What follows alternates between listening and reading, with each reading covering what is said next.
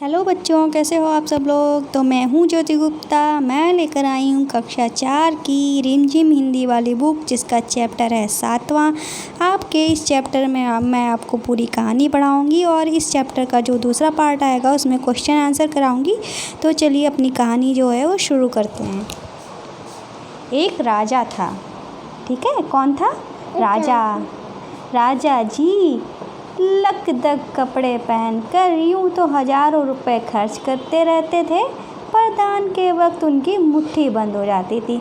मतलब जो राजा जी थे उनको अच्छे अच्छे कपड़े पहनना तो बहुत पसंद था, पर जब उनसे कोई दान मांगता, कोई भीख मांगता या उनसे कोई हेल्प मांगता तो वो एक भी पैसा नहीं देते थे दान में।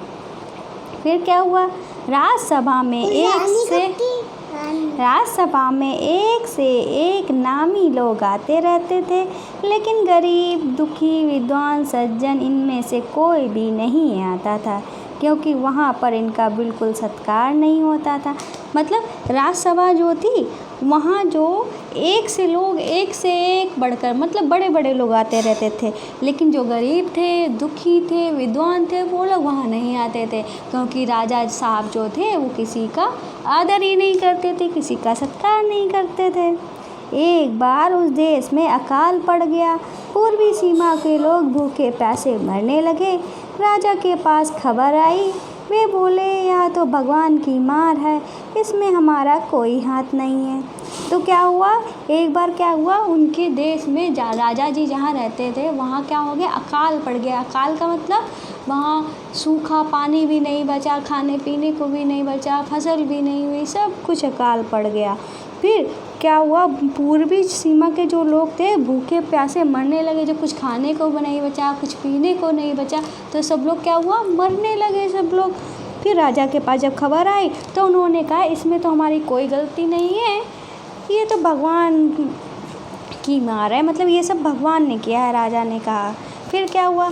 लोगों ने कहा, महाराज राज भंडार से हमारी सहायता करने की कृपा करें, जिससे हम लोग दूसरे देशों से अनाज खरीदकर अपनी जान बचा सकेंगे। तो लोगों ने क्या कहा? राजा के राज्य में जो प्रजा थी उन लोगों ने कहा, राजा साहब ऐसा कर सकते हैं कि अपने राज्य से कुछ पैसा वैसा दे दें, ठीक है, तो हम दूसरे देश से अनाज वगैरह खरीद लेंगे, तो जिससे हम कुछ खा लेंगे तो हमारी जान तो बच जाएगी। ऐसा उन लोगों ने राजा से कहा। लेकिन राजा ने क्या कहा? आज तुम लोग अकाल से पीड़ित हो, कल पता चलेगा कि कहीं भूकंप आया है। ठीक है, तो राजा ने क्या कहा? राजा ने कहा, आज तुम लोग अकाल से पीड़ित हो, कल पता चलेगा कि कहीं भूकंप आया है, परसों सुनूंगा कहीं के लोग बड़े गरीब हैं, 2 वक्त की रोटी नहीं जुटती। इस तरह की सभी की सहायता करते करते जब राज भंडार ख़त्म हो जाएगा तब खुद मैं ही दिवालिया हो जाऊंगा। यह सुनकर सभी निराश होकर लौट गए। मतलब जब सब लोगों ने हेल्प मांगी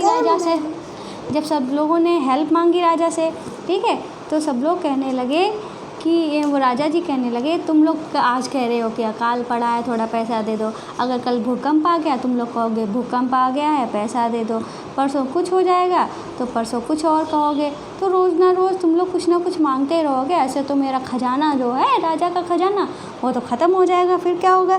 तो ऐसा सुनकर सब लोग जो थे निराश होकर लौट गए। फिर क्या हुआ? इधर अकाल का प्रकोप जो था फैलता जा रहा था।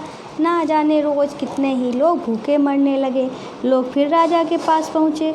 उन्होंने राज्यसभा में गुहार लगाई, दुहाई महाराज आपसे ज़्यादा कुछ नहीं चाहते, सिर्फ 10,000 रुपये दे दें, हम तो आधा पेट खाकर भी जिंदा रह जाएंगे। मतलब फिर से मतलब अकाल बहुत ज़्यादा फैल गया था, सब लोग बहुत मरने लगे भूख से। फिर से लोग जो थे राजा के पास आए, कहने कि दुहाई महाराज हम आपसे कुछ नहीं चाहते, सिर्फ 10,000 रुपये दे दो, हम तो भूखे रह लेंगे, पर हमारे बच्चे क्या करेंगे, हमारे बच्चे कैसे रहेंगे? तभी फिर क्या हुआ? राजा ने कहा, 10,000 रुपये भी क्या तुम्हें कम लग रहे हैं? और उतने कष्ट से जीवित रहकर क्या लाभ है? एक व्यक्ति ने कहा, भगवान की कृपा से लाखों रुपए राजकोष में मौजूद हैं, जैसे धन का सागर हो, उसमें से एक आधा लोटा लेने में महाराज का क्या नुकसान हो जाएगा?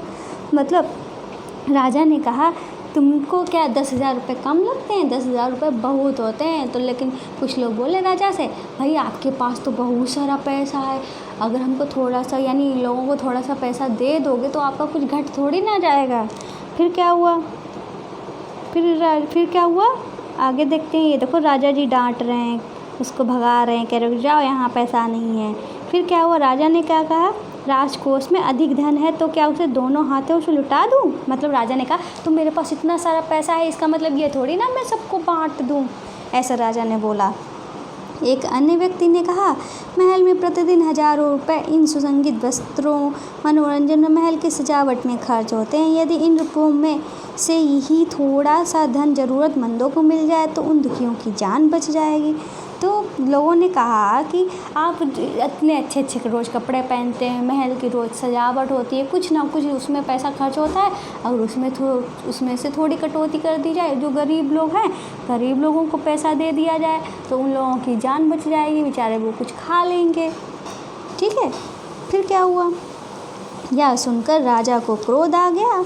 वह गुस्से से बोला, खुद भिखारी होकर मुझे उपदेश दे रहे हो? मेरा रुपया है, मैं चाहे उसे उबाल कर खाऊं चाहे तल कर, मेरी मर्जी। तुम अगर इसी तरह बकवास करोगे तो मुश्किल में पड़ जाओगे, इसीलिए इस वक्त तुम चुपचाप खिसक जाओ। मतलब क्या कहा राजा ने? राजा को गुस्सा आ गया। राजा ने कहा, मेरी मर्जी है, मेरा पैसा है, मैं चाहे इसको खाऊं पैसे को, चाहे उसको तल कर पी जाऊं या कुछ भी करूं, शरबत बना के पी जाऊं। तुम क्यों बोलते हो? अगर तुम ज़्यादा बोलोगे तुम मुश्किल में पड़ जाओगे, तुम्हारी आफत आ जाएगी, ऐसे राजा ने डांट दिया उसको। फिर क्या हुआ? राजा को क्रोध देखकर लोग वहाँ से चले गए। सब लोग ने देखा कि राजा गुस्सा हो गया है, फिर से सब लोग बेचारे चले गए। फिर क्या हुआ? राजा हंसते हुए बोला, छोटे मुंह बड़ी बात, अगर 100-200 रुपये होते तो एक बार सोच भी सकता था, पहरेदारों की खुराक 2-4 दिन कम कर देता, यह रकम पूरी भी हो जाती, मगर 100-200 से इन लोगों का पेट नहीं भरेगा। एकदम 10,000 मांग बैठे। छोटे लोगों के कारण नाक से दम हो गया है। मतलब क्या हुआ? राजा कहने लगा, अगर ये लोग 100-200 रुपये मांगते तो मैं इनको दे देता, तो पहरेदार वगैरह जो हैं उनको हम खाना कम कर देते तो हमारी भरपूर्ति हो जाती, जो पैसे दे देते तो इधर पैसे हमारे निकल आते। लेकिन ये लोग तो एकदम से 10,000 रुपये मांग रहे हैं, अब इसकी पूर्ति कैसे करेंगे? इतना तो नहीं दे सकता हूँ मैं। फिर क्या हुआ? यह सुनकर वहाँ उपस्थित लोग हूँ हूँ कर रह गए, मगर मन ही मन उन्होंने सोचा, राजा ने यह ठीक नहीं किया, ज़रूरतमंदों की सहायता करना तो राजा का कर्तव्य है। वहाँ जो लोग बैठे थे उन्होंने सोचा, राजा ने अच्छा नहीं किया है, राजा को तो सबका ध्यान रखना पड़ता है, राजा को पैसे देने चाहिए थे, ये सोचा। फिर 2 दिन बाद ना जाने वहाँ कहाँ से एक बूढ़ा सन्यासी राजसभा में आया। उसने राजा को आशीर्वाद देते हुए कहा, दाता कर्ण महाराज, बड़ी दूर से आपकी प्रसिद्धि सुनकर आया हूँ, सन्यासी की भी इच्छा पूरी करें। तो वहाँ एक सन्यासी आया, उसने कहा, मैं दाता कर्ण, मैं आपकी बहुत दूर से प्रशंसा सुनते हुए आ रहा हूँ, आप मेरी जो इच्छाएं हैं उसकी पूर्ति कीजिए। ठीक है। अपनी प्रशंसा सुनकर राजा जो था वो बोला, मतलब वो खुश हो गया, उस ऋषि बाबा ने उसकी प्रशंसा की थी इसलिए वो खुश हो गया। राजा पता तो चले तुम्हें क्या चाहिए? राजा ने उससे कहा कि भैया तुम्हें पता तो चले आपको क्या चाहिए, यदि थोड़ा कम मांगे तो शायद मिल भी जाए। उसने ऋषि से कहा, यदि आप थोड़ा कम मांगेंगे तो आपको मिल भी जाएगा। ठीक है। फिर क्या हुआ? सन्यासी ने कहा, मैं तो सन्यासी हूँ, मैं अधिक धन का क्या करूँगा, मैं राजकोष से 20 दिन का बहुत मामूली भिक्षा प्रतिदिन लेना चाहता हूँ। मेरा भिक्षा लेने का नियम इस प्रकार है कि मैं पहले दिन जो लेता हूँ उसे दूसरे दिन से दुगना, फिर चौथे दिन तीसरे दिन का दुगना, इसी तरह से प्रतिदिन दुगना लेता जाता हूँ। भिक्षा लेने का मेरा यही तरीका है। मतलब सन्यासी जो था उसने कहा, मैं तो सन्यासी हूँ, मैं ज़्यादा धन का क्या करूँगा, मैं प्रतिदिन ऐसे यानी इस तरीके से भिक्षा लेता हूँ। मैं मान लो हमने 1 रोटी दी आज, तो कल 2 रोटी लूँगा, परसों 4 रोटी लूँगा, पर उसके अगले दिन 8 रोटी लूँगा, मतलब मैं हर दिन दुगना लेता जाता हूँ। फिर राजा ने कहा, राजा बोला, तरीका तो समझ आ गया, मगर पहले दिन कितना लेंगे, यही असली बात है। 2-4 रुपयों से पेट भर जाए तो अच्छी बात है, मगर एकदम से 20-50 मांगने लगे तो 20 दिन में काफ़ी बड़ी रकम हो जाएगी। तो मतलब राजा ने कहा, अगर आप पहले दिन कम रुपए लेंगे तो अच्छी बात है, ठीक है। तो अगर आप पहले दिन ही ज़्यादा मांग बैठे तो 20 दिनों में तो बहुत ज़्यादा रुपए हो जाएंगे। फिर क्या हुआ? सन्यासी ने हंसते हुए कहा, महाराज मैं लोभी नहीं हूँ, आज मुझे 1 रुपया दे दीजिए, फिर 20 दिन तक दुगने करके देते रहने का हुक्म दे दीजिए। यह सुनकर राजा, मंत्री और दरबारी सभी की जान में जान आई। राजा ने हुक्म दे दिया कि सन्यासी के कहे अनुसार 20 दिन तक राजकोष में उन्हें भिक्षा देते रहें। सन्यासी राजा की जय जयकार करते हुए घर लौट गया। मतलब राजा जो था सन्यासी की बात मानने लगा और अपने जो राजकोष के अधिकारी थे उनसे कह दिया कि भाई हाँ, उसको भिक्षा जो है वो दे देना। फिर क्या हुआ? राजा के आदेश के अनुसार जो राज भंडारी थे प्रतिदिन हिसाब करके सन्यासी को भिक्षा देने लगे। इस तरह से 2 दिन बीते, 10 दिन बीते, 2 सप्ताह तक भिक्षा देने के बाद भंडारी ने हिसाब करके देखा कि दान में काफ़ी धन निकला जा रहा है। यह देखकर उन्हें उलझन महसूस होने लगी। महाराज तो कभी किसी को इतना दान नहीं देते। उसने यह बात मंत्री को बताई। तो मतलब क्या हुआ? भंडारी को लगा कि भाई जो खजाना है लग रहा है वो कम होता जा रहा है, क्योंकि राजा जी जो थे किसी को इतना पैसा दान में नहीं देते थे, ठीक है। तो उसको थोड़ी चिंता होने लगी। मंत्री ने कुछ सोचते हुए कहा, वाकई यह बात तो पहले ध्यान में नहीं आई थी, मगर अब तो कोई उपाय नहीं है। महाराज का हुक्म जो है बदला नहीं जा सकता। उसने सोचा महाराज का जो हुक्म है उसे बदला तो नहीं जा सकता। इसके बाद फिर कुछ दिन बीते। भंडारी फिर हड़बड़ाता हुआ मंत्री के पास पूरा हिसाब लेकर आ गया। हिसाब देखकर मंत्री का चेहरा फीका पड़ गया।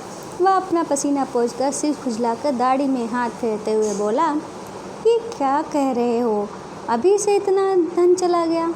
तो फिर 20 दिनों के अंत में कितने रुपए होंगे? भंडारी बोला, जी पूरा हिसाब तो नहीं किया है। मंत्री ने कहा, तो तुरंत बैठकर अभी पूरा हिसाब करो। मतलब बहुत ज़्यादा पैसा चला गया था, तो वो लोग चिंता में पड़ गए कि अभी से इतना पैसा चला गया है तो 20 दिनों बाद तो बहुत पैसा चला जाएगा। फिर क्या हुआ? भंडारी हिसाब करने बैठ गया। मंत्री महाशय अपने माथे पर बर्फ की पट्टी लगाकर तेजी से पंखा डलवाने लगे। कुछ ही देर में भंडारी ने पूरा हिसाब कर लिया। मंत्री ने पूछा, कुल मिलाकर कितना हुआ? भंडारी ने हाथ जोड़कर कहा, जी 10,48,575 रुपये हुए। मंत्री गुस्से में बोला, मजाक कर रहे हो? यदि सन्यासी को इतने रुपए दे दिए तब तो राजकोष खाली हो जाएगा। मतलब क्या हुआ? मंत्री जो था उसने हिसाब में लगाया कितने रुपए हुए? 10,48,000। तो 2 मंत्री जो थे वो गुस्से में आ गए। उनने के इतना पैसा हो अगर उसको दे देंगे तो हमारा जो राजकोष है वो तो खाली हो जाएगा। भंडारी ने कहा, मजाक क्यों करूँगा, आप ही हिसाब देख लीजिए। यह कहकर उसने हिसाब का कागज़ मंत्री जी को दे दिया। हिसाब देखकर मंत्री जी को चक्कर आ गए। उन्हें संभालकर बड़ी मुश्किलों से राजा के पास ले गए। मतलब मंत्री जी को जब ये उन्होंने सुना, ठीक है, उन्हें चक्कर आ गए। फिर हिसाब लेकर कहाँ गए? राजा जी के पास गए। राजा ने पूछा, क्या पूछा? क्या बात है? मंत्री बोले, महाराज राजकोष खाली होने जा रहा है। राजा ने पूछा, वाह कैसे? मंत्री बोले, महाराज सन्यासी को आपने भिक्षा देने का हुक्म दिया है।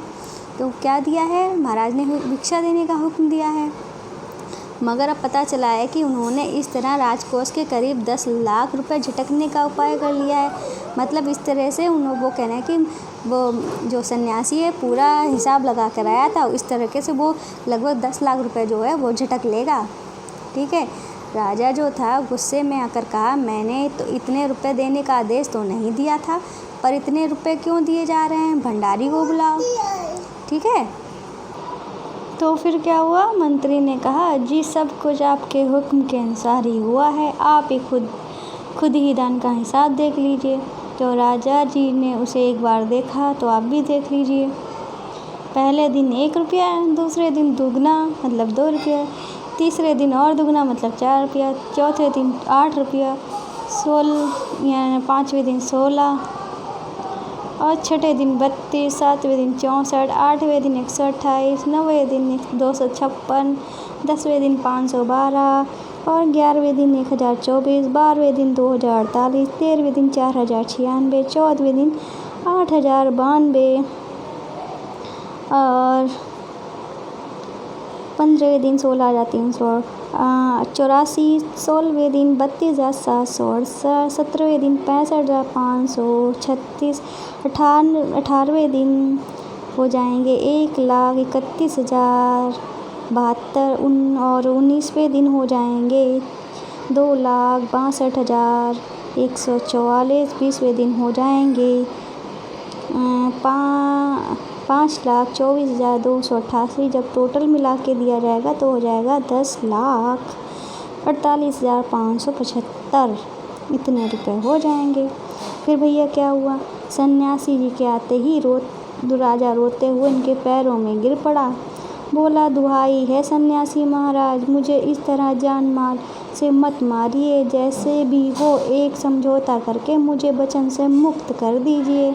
मतलब राजा जो था वचन तोड़ना नहीं चाहता था, इसीलिए पैरों में पड़ गया और कहा कि मुझे वचन मुक्त कर दो, नहीं तो मैं बर्बाद हो जाऊंगा। अगर आपको 20 दिन तक भिक्षा दी गई तो राजकोष खाली हो जाएगा, फिर राजकाज कैसे चलेगा, ये बोला। सन्यासी ने गंभीर होकर कहा, इस राज्य में लोग अकाल से मर रहे हैं, मुझे उनके लिए केवल 50,000 रुपये चाहिए। वह रुपया मिलते ही मैं समझूंगा मुझे मेरी पूरी भिक्षा मिल गई है। तो सन्यासी ने कहा, क्या कहा? सन्यासी ने कहा, मुझे 50,000 रुपया दे दो, इनमें यहाँ के लोग जो मर रहे हैं उनके लिए मुझे चाहिए। अगर तुमने मुझे 50,000 रुपये दे दिए तो समझ लो मुझे मेरी भिक्षा मिल गई। तो राजा ने कहा, परंतु उस दिन एक आदमी ने मुझसे कहा था कि लोगों के लिए 10,000 रुपये ही बहुत होंगे। सन्यासी ने कहा, मगर आज मैं कहता हूँ कि 50,000 से एक पैसा कम नहीं लूँगा। तो राजा गिड़गिड़ाया, मंत्री गिड़गिड़ाए, सभी गिड़गिड़ाए, मगर सन्यासी अपने वचन पर डटा रहा। आखिरकार लाचार होकर राजकोष से 50,000 रुपये सन्यासी को देने के बाद ही राजा की जान बची। पूरे देश में खबर फैल गई कि काल के कारण राजकोष से 50,000 रुपये राहत में दिए गए हैं। सभी ने कहा, हमारे महाराज कर्ण ऐसे ही दानी हैं। तो ये कहानी किसने लिखी है? सुकुमार राय ने लिखी है। उम्मीद है आपको कहानी जो है बहुत पसंद आई होगी, मुझे भी बहुत अच्छी लगी है। तो आपके जो क्वेश्चन आंसर हैं इसका अगला जो पार्ट आएगा उसमें मैं कराऊंगी, ठीक है। तो जाने से पहले एक इम्पॉर्टेंट बात है, वो भी देख लीजिए। तो उम्मीद है आपको हमारा पढ़ाया हुआ पसंद आ रहा होगा। तो पसंद आ रहा होगा तो आपको हमारी गुरु दक्षिणा दे दीजिए। आप हमारी गुरु दक्षिणा दे दीजिए। गुरु दक्षिणा में क्या है कि आपको हमारे चैनल को सब्सक्राइब करना होगा। अगर आपने हमारे चैनल को सब्सक्राइब कर दिया है तो उसके लिए थैंक यू। तो आप क्या कर सकते हैं, गुरु दक्षिणा में आप हमारे चैनल को शेयर कर दीजिए और लाइक कर दीजिए वीडियो को, ठीक है। और आपको एक इम्पॉर्टेंट बात ये बतानी कि हमारे चैनल पे इस समय बम्पर ऑफर चल रहा है, जिसमें आपको 30 सितंबर तक, एक महीने तक, मतलब 30 सितंबर तक हर दिन आपको कम से कम 15 ग्रुप्स में शेयर करना है, ठीक है। माइंड थोड़ा अलग दूसरी जगह डाइवर्ट है तो थोड़ा गड़बड़ हो रहा है, कोई बात नहीं, आप समझ जाइए। तो आपको क्या करना है, हर दिन आपको कम से कम 15 ग्रुप्स में शेयर करना है। जिसके सबसे ज़्यादा शेयर होंगे उनको ये प्यारे प्यारे गिफ्ट दिए जाएंगे। अब बात करते हैं हमारे चैनल की। तो जब आप प्ले लिस्ट में जाएंगे तो आपको आपके जो चैनल हैं, जब आप प्ले लिस्ट में जाएंगे तब आपको आपके जो क्लासेस की वीडियोज़ हैं चैप्टर वाइज मिल जाएंगी। और आप जब चैनल पे जाएंगे आपको हमारे 3 और चैनल हैं, जोजस किड्स मस्ती, जोजस क्राफ्ट ज्वेलरी और जोजस क्राफ्ट, तीनों को सब्सक्राइब करना होगा, ओके। और इन चैनल्स में क्या है देख लीजिए। जोजस क्राफ्ट ज्वेलरी में सुंदर सुंदर हाथ से बनी हुई ज्वेलरी दिखाई गई हैं, जो आप बहुत ही आसानी से बहुत ही कम समय में बना सकते हैं। दूसरा चैनल है जोजस किड्स मस्ती, जो बच्चों का चैनल है। तीसरा चैनल है जोजस क्राफ्ट, जिसमें आप सुंदर सुंदर घर की बेकार चीज़ों से सुंदर सुंदर चीज़ें बना सकते हैं। तो हमारे चैनल को सब्सक्राइब करिए, ठीक है। और वीडियो पसंद आई तो लाइक करिएगा और ज़्यादा से ज़्यादा शेयर करिए, बेल आइकन को भी हिट करिए। तो आज की वीडियो में बस इतना ही, मिलते हैं नेक्स्ट वीडियो में, तब तक के लिए बाय बाय।